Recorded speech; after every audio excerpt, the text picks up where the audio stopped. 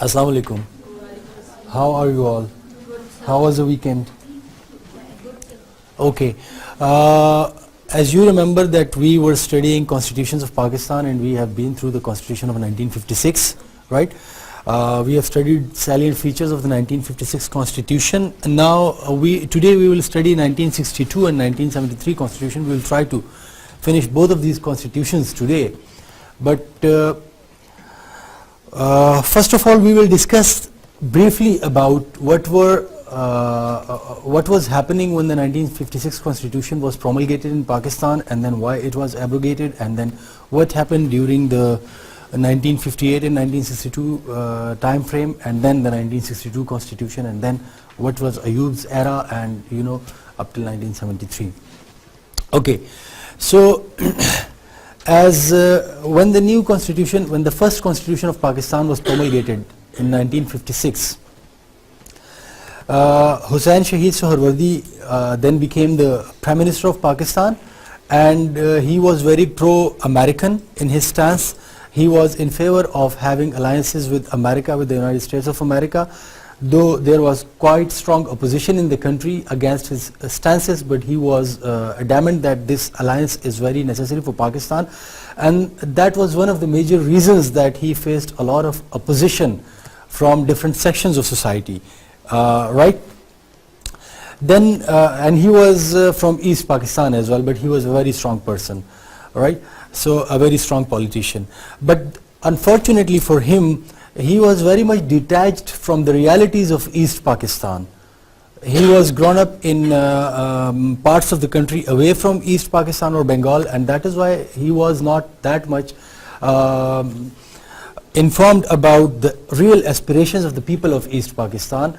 And it is said that some of the people, some of the students from East Pakistan, when they presented their case to Hussain Shahid Suhrawardi about the issue of national language, the Bengali language, Hussain Shahid Suhrawardi just passed on that information to the Legislative Assembly of the East Pakistan, and when that Legislative Assembly did not consider those points presented by the students of East Pakistan to Hussain Shahid Suhrawardi, he did not fight for the implementation of those points. And when he visited East Pakistan just to bring normalcy to the situation over there, he was faced with a lot of agitations over there in East Pakistan, right?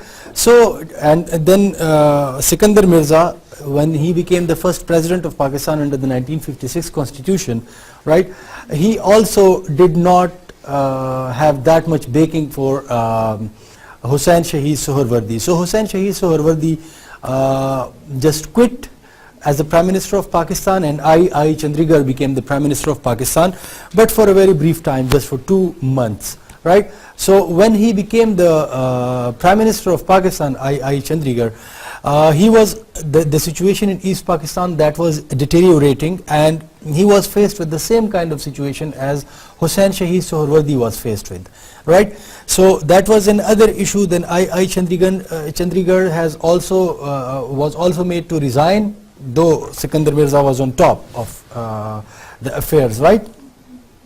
And Feroz Khan Noon became the Prime Minister of Pakistan, right? So after I. Chandigarh, yes, Feroz Khan Noon became the Prime Minister of Pakistan.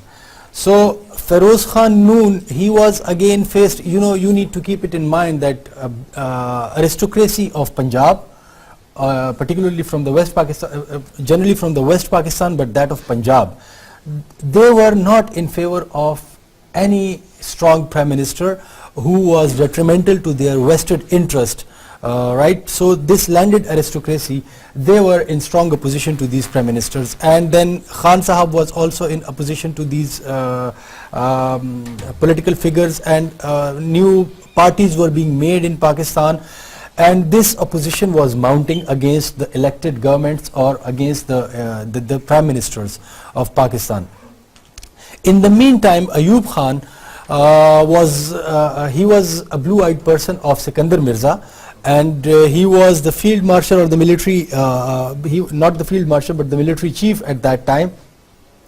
Ayub Khan was observing the situation in a very detached manner. All this situation, he was observing it in a very detached manner, and he was not approving the way things were conducted by Sikandar Mirza. When situation got out of control, Sikandar Mirza just invited Ayub Khan to to take control of the issues in the country and have a say in the political affairs of the country. So Ayub Khan, and he invited Ayub Khan for to implement martial law in the country. So the first constitution was abrogated and martial law was imposed in the country.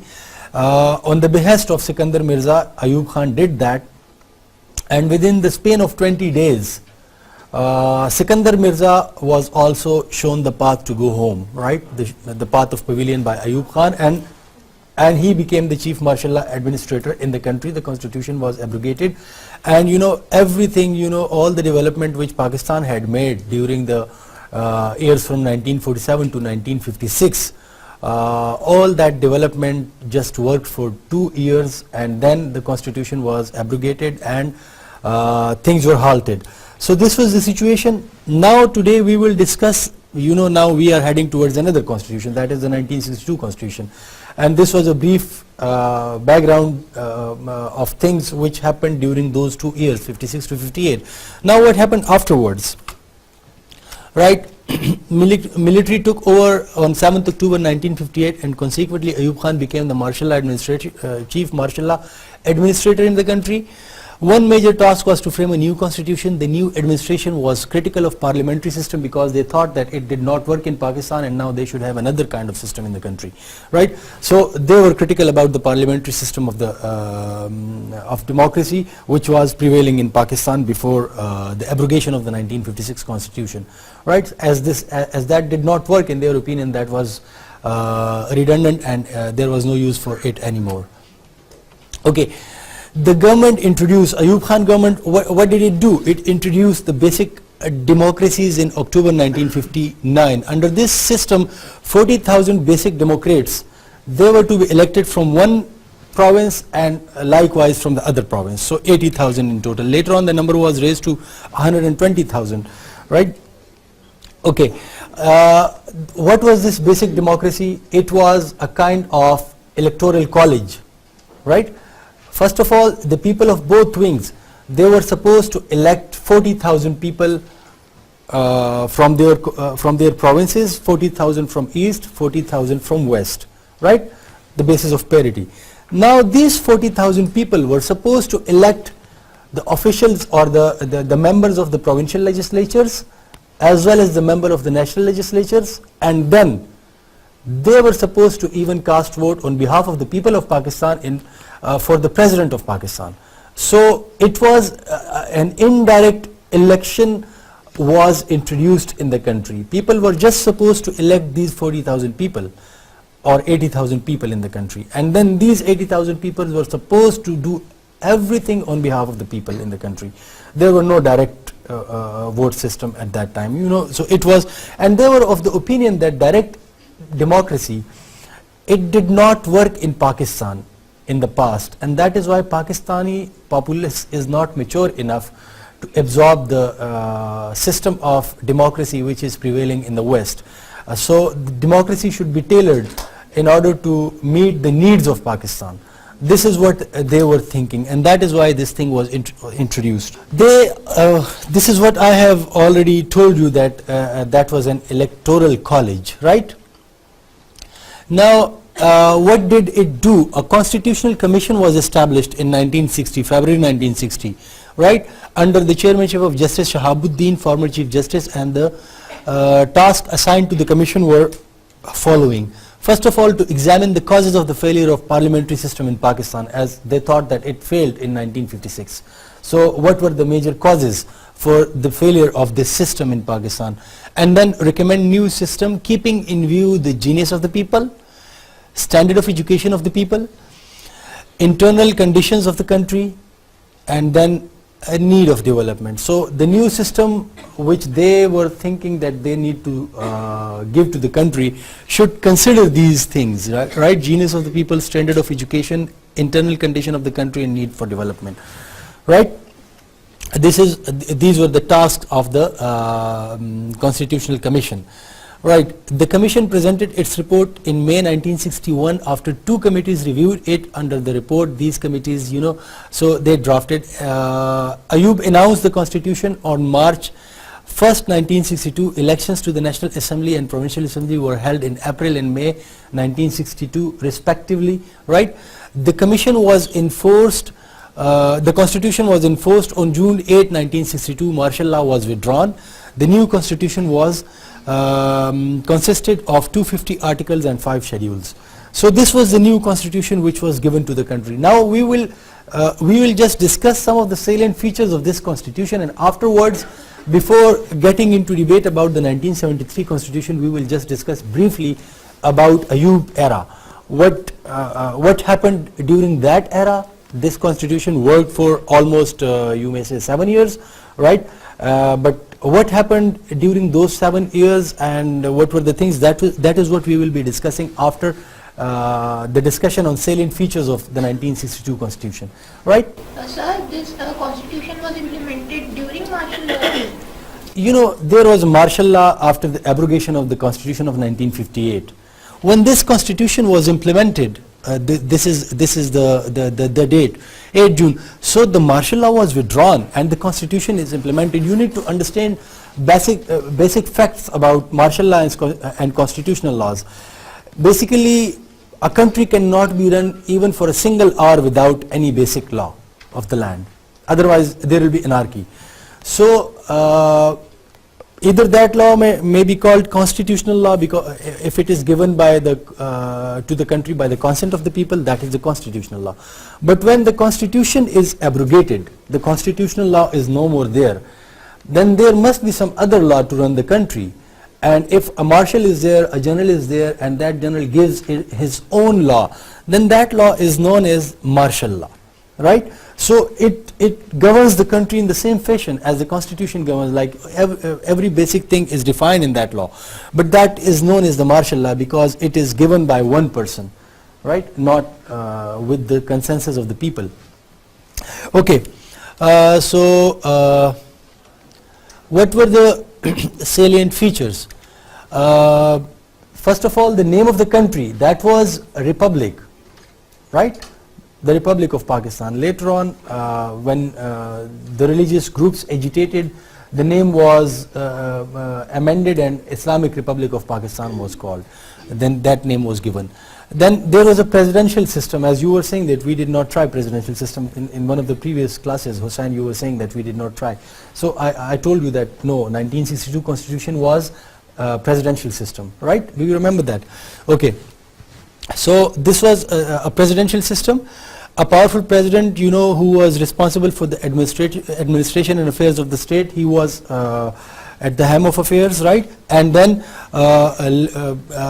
his cabinet was selected by him. It wasn't elected people, they were just selected people, because in presidential system it is like this. The legislature is separate from the executive. In parliamentary system, the legislature and the executive, they come from the same body, like the executive come from the legislature. So there is kind of, you may say, overlapping and constraints in parliamentary system. But in presidential system, there are no such constraints that you need to select your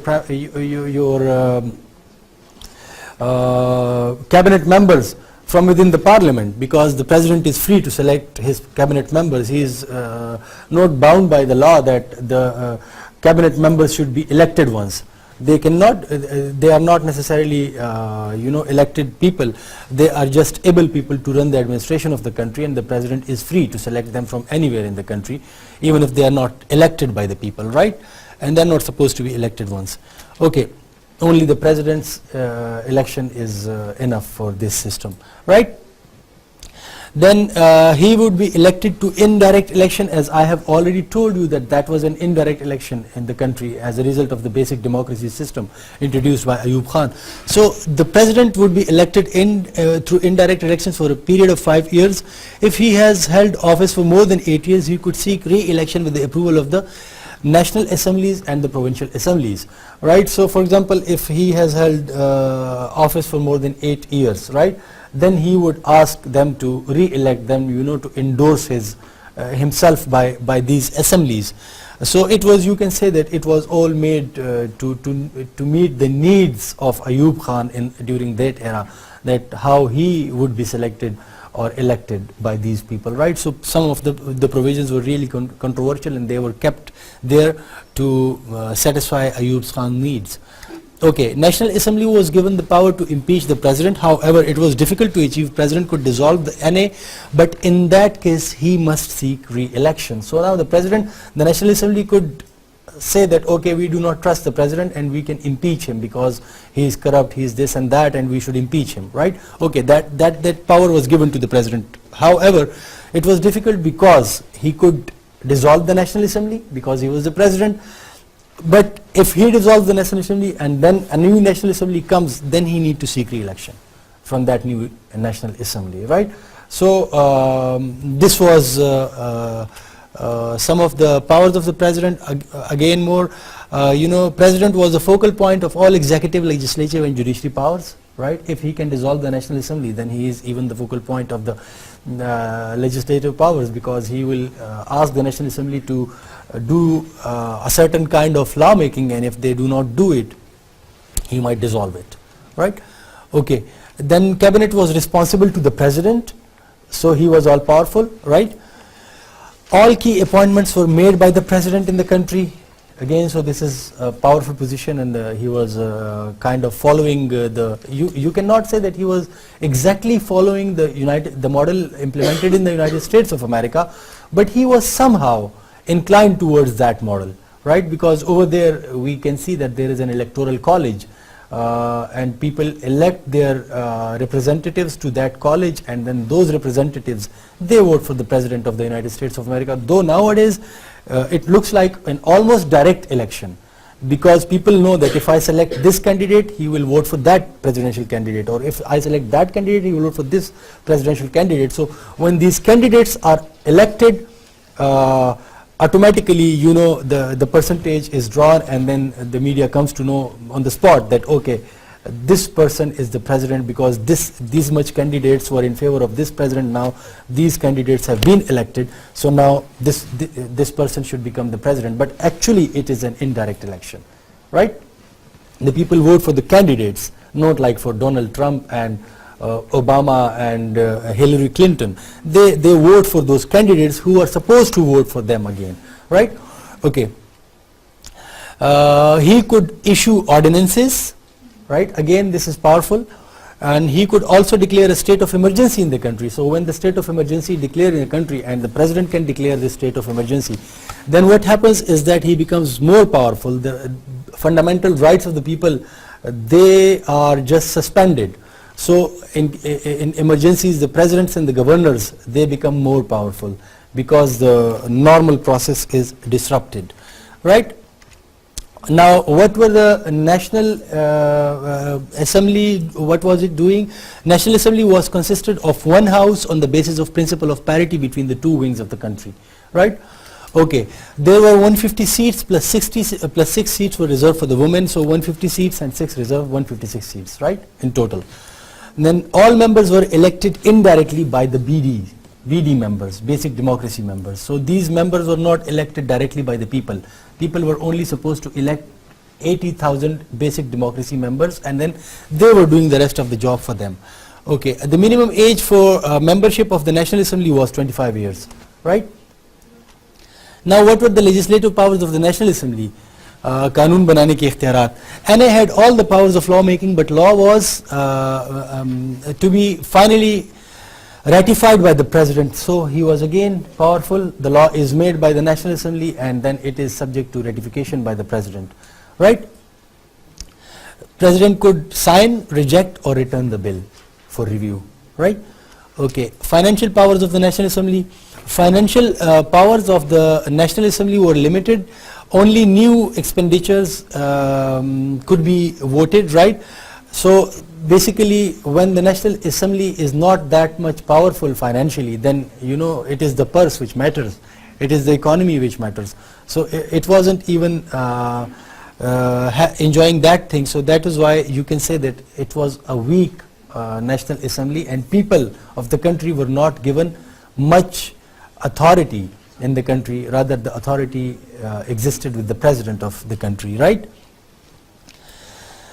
Okay, federalism was there in the country because there were two units, so that is a kind of federalism where there are autonomous units, and they, as I have explained this concept in detail. So the federalism was there in the country as a result of this constitution. There were two provinces of the Federation, East and West Pakistan. Only one list of subject, that is the central list, was given in the constitution, right? Fine. Okay, now what was the condition of the provincial government? So governors were head of the provinces, right? And they were acting on behalf of the president in the center. So they were appointed by the center in the provinces, right? Then provincial governments were directly under the control of the president. As I have told you that governors were the agents of the center in the provinces. So it was almost the same kind of situation which was in center. Like in center it was the president and National Assembly.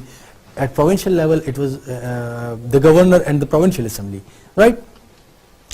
There was a strong center with the powerful president. He had enough powers to manage provincial affairs, right? As the through the governors. You should keep this in mind, that it was through the governors. In case of emergency powers, central government could take direct control of any of the province because of the president, because of the powers with the president, emergency powers with the president, but then governor could exercise those powers on behalf of the president at provincial level. Okay, what were the principle of policy? National solidarity would be observed. This was principal policy is a kind of thing which is not binding, but it just gives a direction to the lawmaking bodies and all the implementing bodies of the law in the country, that everything should be directed in this direction. So they were just told that national solidarity should be observed, right? And then interests of backward people would be looked after, right? Opportunities for participation in the national life should be given to all citizens of the country. Then education and well-being of the people should be taken care of, and then Islam would be implemented in day-to-day life of the country. So what is national life? Qawmi Zindagi. National life, we are just spending our individual lives, but at the same time we are spending our national lives as well. We are observing Eid holidays, we are observing Ramazan, and all these things at state level and national life. So this thing, you can say that these kind of activities which relates to the nation at large becomes part of the national life, right? Like 14th August and 23rd March and all celebrations as a Pakistani nation, everybody celebrates it. So this becomes things which you can relate to the national life. Okay, fundamental rights, they were provided in the constitution, right? Then political parties, and then originally, initially political parties were banned. Political parties were no more there in the country because Ayub Khan was of the opinion that the whole mess has been created by the political parties. But later on we will study it. I'm going through it quite quickly because I need to cover a lot of ground afterwards as well, right? So political parties were initially banned, and later on they were given permission, to have political activities in the country. Originally political parties were not allowed, right? Okay. What were the Islamic provisions of the Constitution of 1956, right? So objective resolution was the preamble of the Constitution, and other Islamic provisions were also given in the Constitution, right? Objective resolution, as we have already studied, that it was given to the country in 1949, and it was said that whatever you do in Constitution, whatever the shape of the Constitution may be, but these basic principles should not be avoided.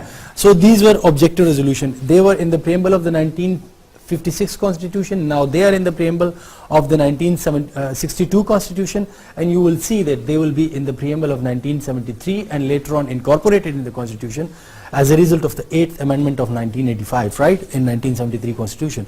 So this objective resolution plays an important role in the constitution of Pakistan, constitutions of Pakistan. Advisory Council for Islamic Ideology was established, right? Then an Advisory Council for Islamic Ideology was made in the constitution. Okay, this is what I have already told you. Islamic Research Institution, it was designed for the research and instructions in the Islam for assisting reconstruction of Muslim society on the basis of Islam. So this institute was developed in the it was given in the constitution that such kind of institution should be there, and it was devised. Okay, working of the constitution remained in force from June 8, 1962 to 25th March 1969. Now what happened during this whole time, right? If we got time, we will come to the we will go to the 1973 constitution and its background. Otherwise we will just focus, and I will try to cover things up till 1971, 16th December, when there was the debacle of East Pakistan, right? So what happened during this constitution? As I have told you that Ayub Khan was not in favor of the Western democracy in Pakistan, right? He was against that system of governance or democracy which was in the West. So he gave this constitution to the country. And Ayub Khan, he was a person who had deep understanding, or he had a stable personality, and he was looking towards the things during Sikandar Mirza's times and the 1950s in a very detached manner, and he had developed his ideas that Pakistan cannot be ruled the way these politicians are ruling it. They are just taking care of their own narrow interest, and I need to discard them. That was why he just put a ban on political parties, because these political parties, in his view, this is not my view, in his view, these political parties were doing no good for the country, right? This was one reason. In the meantime, Zulfikar Ali Bhutto, he became a blue-eyed person of Ayub Khan, right?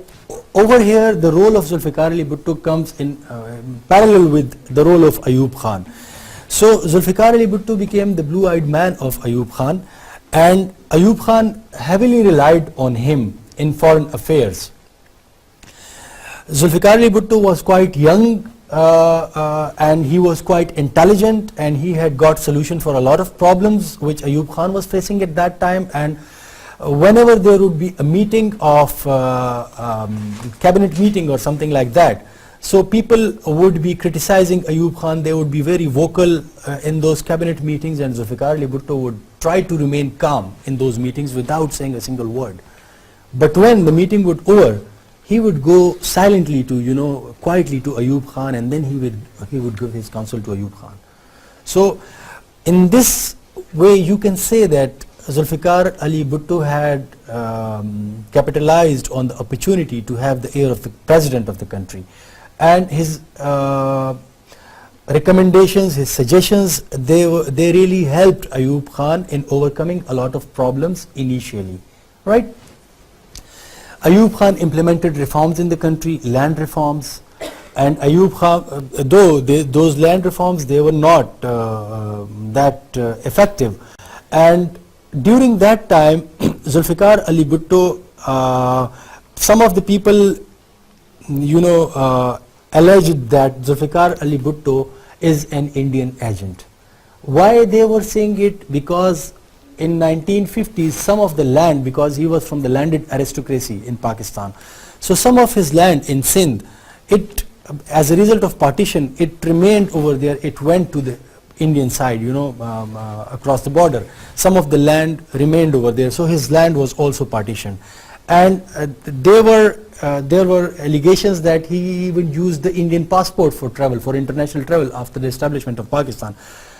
Zulfikar Ali Bhutto denied it. He said, only once I visited on Indian passport, and that was in 1950 or something like that. So up till that time he was kind of having dual nationality, right, in the country. Later on, he just gave up everything which remained over there in India, and you know, he might have got that what can you say, that grievance in his mind that okay, India has got, or a lot of my land has remained over there in India, and now I need to, you know, just show some mettle to India, and now he has got this opportunity, right? This is my personal opinion, so I did not read it anywhere, but keeping in view the unfolding of events afterwards, this thing just came across my mind that okay, this might be one of the reasons that he was so anti-Indian at that in 1960s. So Zulfikar Ayub Khan was busy in the administration of the country during the 1960s, and Zulfikar Ali Bhutto was very influential as a foreign minister of the country, and the army was virtually run by General Musa during that time, right?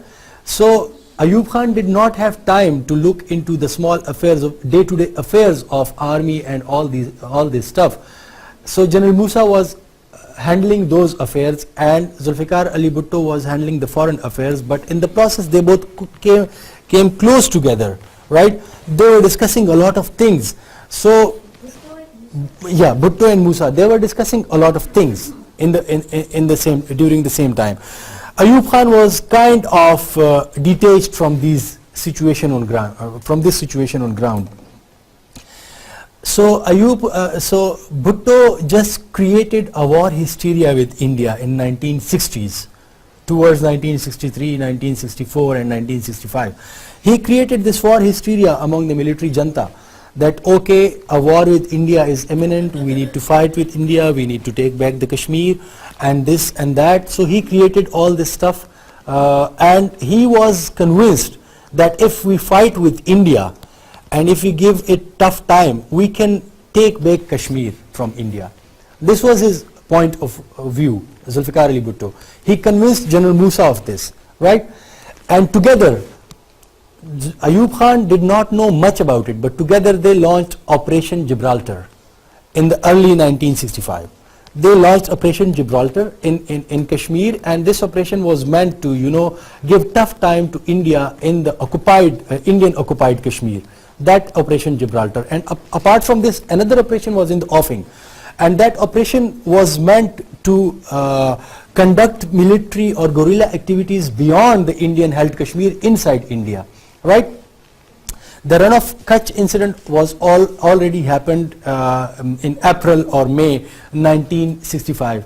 So all this thing was happening, and Ayub Khan was not that much aware of it. General Musa was aware, and Zulfikar Ali Bhutto was aware. Now what happened that as a result of that, India retaliated, which we normally ignore in our textbooks, right?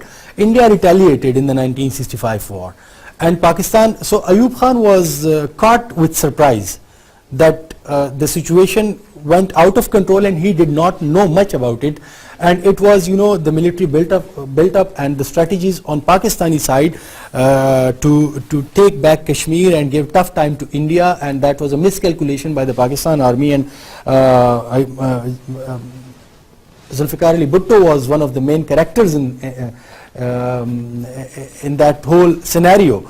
So the Pakistan military retaliated, and Ayub Khan was struck with surprise, and Pakistan penetrated deep into India, but the problem was that penetration was not enough. That was a temporary kind of thing, because Pakistan was running out of arms and munition at that time, fuel to fight India at that time, right? And it was in the interest of Pakistan to, you know, to cease fire with India, to go for a ceasefire with India, and nobody was willing to negotiate a ceasefire with India at that time. So okay, on ground Pakistan was deep over there, but they could not sustain it, right? So when they could not sustain it, Ayub Khan was very much of the opinion that we should go for a ceasefire. Zulfikar Ali Bhutto was quiet at that time. He was just observing the situation, and publicly he was, saying that this war, we have won the war and we should retain the territories which we have got. So later on, Ayub Khan was denied even by Washington for mediation. Washington did not come for the rescue of Pakistan at that time. The Chinese, though they were not that powerful, but they even did not come for the proper rescue of Pakistan at that time, and it was hard to retain those occupied territories by the Pakistan army. Kosygin, the Russian premier, he supported Pakistan. He negotiated the terms of the peace treaty between Pakistan and India, and Indian Prime Minister and Ayub Khan, along with the Zulfikar Ali Bhutto, they all went to Moscow. Over there, a peace treaty was signed between the two countries, and Pakistan, and situation was resolved, and Pakistan gave away all those territories which were occupied as a result of the 1965 war, right? So the consideration in giving back all those states back to India was that Ayub Khan wanted to save his military as well, because in a retreat without fuel, without munition, a complete slaughter of Pakistani military was obvious. So Ayub Khan just wanted to avoid that situation. So that is why he signed those agreement over there, right? When they came back to Pakistan, what happened afterwards? Zulfikar Ali Bhutto just launched a campaign against Ayub Khan, and he said that okay, he has betrayed Pakistan, and he just gave away everything on table which the Pakistan military had acquired on the battlefield. All the things were given to India on a table under pressure, and Pakistan, and Ayub Khan was portrayed very negatively in the minds of the people. People were also given the impression that okay, we are winning the war and we will be the victorious powers and this and that. And military, the ordinary soldiers and the middle ranking officers of military, they were also very critical about Ayub Khan's decision, but Ayub Khan was looking towards the things from a vantage point, so he could see what was happening over there, right? So as a result, Zulfikar Ali Bhutto launched his Pakistan People's Party. First of all, he went to East Pakistan to just make alliance with Mujibur Rahman against Ayub Khan, but over there Mujibur Rahman had his own designs. They were not happy with the West Pakistan's behavior and the bureaucracy, so they were not willing to make an alliance with Zulfikar Ali Bhutto, because previously when Ayub Khan was faced with resistance from the East Pakistan, Zulfikar Ali Bhutto gave a lot of suggestions to Ayub Khan to tackle the situation over there. So they were mostly against Mujibur Rahman at that time. So when Zulfikar Ali Bhutto faced a failure over there, right, in East Pakistan, he came back and he launched his own political party. But in the process, Zulfikar Ali Bhutto, during the previous years, he was very popular among the youths of Pakistan, because he was the man on the front. He would be doing diplomacy with people, with China, with Russia, with a lot of other international actors, and it was Zulfikar Ali Bhutto who was visible on in the print and electronic media, if there was some sort of electronic media vibrant at that time, right? So he was visible for the people, and the youth, they were rallying after him, after Zulfikar Ali Bhutto. So when he launched his political party, Pakistan People's Party, it was very popular, and this party gave a lot of resistance to Ayub Khan at that time, and Ayub Khan even put Zulfikar Ali Bhutto in prison during the late 1960s, before the abrogation of this constitution. He put him in prison as well, right? But when he was faced with a lot of resistance, even Mujib was put in prison, and a lot of East Pakistan leaders, political leaders, were put in prison because they were trying to have political activities under their own political platforms, and these political activities were banned in the country. So Zulfikar Ali Bhutto and a lot of other political leaders, they were put in prison. Later on, when Ayub Khan realized that okay, it is difficult to keep them in prison and deal with this resistance, and when he started missing the counsels of Zulfikar Ali Bhutto, right, because Zulfikar Ali Bhutto was a very genius person, So when he started missing those advices from him, he just released him and even asked him to come and give him advice how to control the situation. But he denied, Zulfikar Ali Bhutto denied, right? Because he knew his power, he was on the rise. So he denied that thing. He did not come to the rescue of Ayub Khan. Situation got out of control. Ayub Khan was faced with a lot of resistance, and General Yahya, who was then, dealing the military and these affairs of the country. So General Yahya was given, General Yahya was also against Ayub Khan at that time because of his negative role, the perceived negative role in the 1965 war, right? So the military was against him and the political parties were against him, and Ayub Khan was left with no option but to resign. So he resigned, and General Yahya came to power, and another martial law was implemented in the country, and this 1962 constitution was abrogated. Now when this 1962 constitution was abrogated, it was again General Yahya, Zulfikar Ali Bhutto, Mujibur Rahman, and things from 1969 to 1971 till the dismemberment of Pakistan, right? So this constitution was abrogated, and over there in East Pakistan, Mujibur Rahman had already given his 6 points, right? That okay, we need to have autonomy, we need to have financial powers, only 3 powers were given, were supposed to be there with the center, and the rest of the powers should be given to the provinces. Autonomy should be given to the provinces. These points were not acceptable for aristocracy and bureaucrats of the West Pakistan, right? So they were terming them acts of treason, these points, and whenever they would raise their voices for their own rights, the East Pakistani people, they would be termed as acts of treason and anti-national. So that was an issue with them at that time.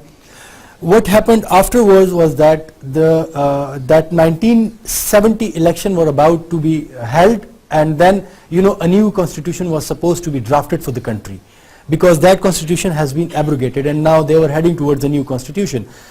But during that time, cyclones hit East Pakistan.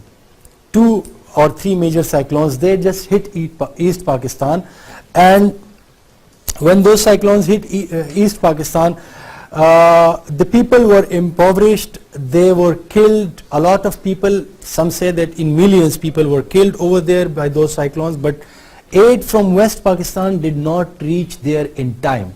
Yahya Khan was in China. When he came back from China, he stayed over there in Dhaka. When he stayed in Dhaka, he did not know about the real situation created by those cyclones on ground over there, and he came back to Islamabad. And people were just, over there in East Pakistan, they were very critical about this, these kind of acts by the leaders from the West Pakistan, including Zulfikar Ali Bhutto, right? Okay, and when that happened, right? So the seat of the government was was West Pakistan, and the seat of the National Assembly was supposed to be East Pakistan. Anyhow, in those circumstances, elections were held. When elections were held, it was a clean sweep for Mujibur Rahman over there in East Pakistan. He secured 176 out of 179 or 173 out of 176. I don't exactly remember the number right now. But with the exception of 2 seats, he secured the rest of the National Assembly seats in East Pakistan. Awami League secured it, right? Zulfikar Ali Bhutto secured his party secured just 86 out of 129 total seats in the 1970s National Assembly elections in the West Pakistan. The rest were, they had stronghold in Sindh, they had stronghold in South Punjab, but Balochistan was out of PPP's range, and there were Congressites in NWFP. So, but it was the majority party from West Pakistan. Then Zulfikar Ali Bhutto did not accept the election result. Logically, Mujibur Rahman should have been asked to come and form a government, because he was from the victorious party and his seats were more than Zulfikar Ali Bhutto's seats. But Zulfikar Ali Bhutto did not accept that reality. He was adamant that he should form his government, and Mujibur Rahman should not be given a chance, or he should be incorporated, and Mujibur Rahman accepted that okay, we will not form a government alone, we will incorporate you in the government, in the national government. Come and sit together and let's decide something, a working strategy for it. But he was not willing to come to terms with Mujibur Rahman. So when he was not willing, what happened was that the situation deteriorated more, and there was a National Assembly gathering over there in Dhaka, and Zulfikar Ali Bhutto, first of all, when he went to Peshawar over there, he issued a statement at the residence of Hayat Sherpao over there, right? And that statement was asking people not to go to Dhaka to attend the National Assembly's conference over there. Then again another statement was issued in Lahore, and later on it was a series of statements in which they were targeted towards asking people that in Lahore he even said that whoever goes to Dhaka we will just hum unke pair tod denge, theek hai na? So no, do not go to Dhaka to attend that session. Later on, so it meant that he was not accepting the results of the election, right? When this situation, during this situation, the sentiment of these grievances and all these things among the East Pakistani people, they were rising, because they thought that okay, as a result of a fair election we have got majority, and now when we are in the majority, the Pakistani politicians, they do not accept our majority now in this election, right? So this situation was aggravated with these kind of activities, and it is said that when the Islamabad was built at that time, this Yahya Khan was the first chairman of CDA, so Islamabad was built at that time. So when they would come to Islamabad for to perform some acts by the government, the seat of the government was Islamabad. So it is said that people from East Pakistan, when they would come to Islamabad and see Islamabad, they would just rub their finger on the roads in Islamabad, and they would say, okay, we can smell jute, right? So this is like their behavior towards Pakistan at that time, that they thought that okay, our resources are just drawn from East Pakistan and they are spent on the development of West Pakistan, and we are not given proper share in the resources.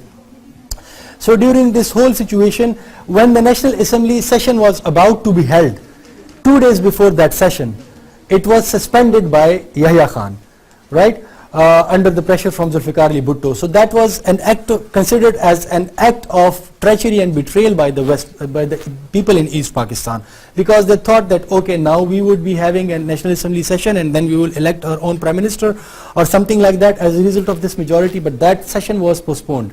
When that session was postponed, situation deteriorated, a political agitation was there in East Pakistan, and that was a political matter supposed to be resolved politically, but then under a lot of pressure from Zulfikar Ali Bhutto and General Ahsan and General Tika Khan, so all these figures came together and they put a lot of pressure on Yahya Khan to resort to military action to curb the violence in East Pakistan. So Zulfikar Ali Bhutto and Yahya Khan were over there in Dhaka when this military action was decided, and then Yahya Khan flew from Dhaka to Islamabad, and in the meantime Zulfikar Ali Bhutto remained over there, and in the meantime, in that one night, military action was started in East Pakistan, right? But when Zulfikar Ali Bhutto on the next day arrived in Karachi, what did he say over there in Karachi? Military action was being carried out over there, and he said in Karachi when he landed that thank God Pakistan has been saved, right? Though military action was over there taking place in East Pakistan. So this was a kind of a negative thing. Then as a result of this military action, a lot of people fled, refugees fled to India, and that was a weak point of India, right? So that was a weak point of Pakistan, and India took proper advantage of that weakness of Pakistan. It gave refuge to the refugees over there. The Mukti Bahini was trained over there, and East Bengal Rifles, they were transferred from East Bengal to West Pakistan, from East Pakistan to West Pakistan, and military units from West Pakistan were deputed over there, and then the civil war began. When the civil war began, India intervened, and it was a full-fledged war. Even Karachi was bombarded during that war, and international community was just taken aback or taken by surprise as a result of those military action by India at large scale. Ultimately, Pakistan had to surrender, and then we saw the famous speech of Zulfikar Ali Bhutto in the United Nations Council, where he was tearing the papers and all this stuff, right? And we will go back and we will fight. But at the same time, Pakistani military was beaten badly over there in East Pakistan, right, by the mutineers along with the Indian troops, and it was our own doing, our own decision, right, that we did not give them proper consideration at that time. One aspect which I want to bring into your notice, because I have given time to someone that they will occupy this place and at 11 o'clock. But one point which I want to bring into your notice was that, in my opinion, the landed aristocracy and the bureaucracy in Pakistan, they had already, I think, decided that, okay, it is difficult to live with these Bengalis because they were not willing to share powers with them, and it is difficult to live with them because if they came to power, they are from the middle class, and there will be massive land reforms in the country. Yes. As a result of these massive land reforms in the country, these landed aristocrats, they will lose their lands, So that is why it is good to, just part ways with them and have our own lands over there, like Abadera in Sindh, Sardar in Balochistan, Chaudhry in Punjab, and Khan in NWFP. They had decided, along with the bureaucracy of the country, that okay, we cannot share powers with them because then we will lose a lot of power if we share power with them, right? Okay, this is it. We will discuss 1973 and the background in afterwards, right? Thank you.